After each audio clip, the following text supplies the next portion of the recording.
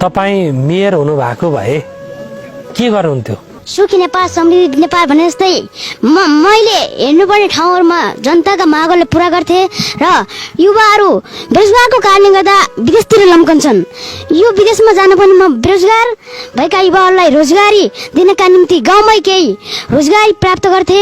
जनताहरूको हितका निम्ति विकास गर्नका लागि बजेट छुट्याएका बजेटहरू मैले त्यसमा भ्रष्ट नगरिकन म जनतालाई शोषण दिएर एउटा हस्पिटल बनाइदिन्थे र विद्यार्थीहरू साहुबाट ऋण निकालेर अन्य जिल्लामा बाहिर लम्किएर पढाउँछन् भने म आफ्नै जिल्लामा विद्यार्थीहरूले पढ्न चाहने र पढ्न अलि इच्छुक र मनुष्य भएका विद्यार्थीहरूलाई म त्यहीँ पढ्ने स्कुल अथवा कलेज यस्ता को व्यवस्था गरिदिन्थे।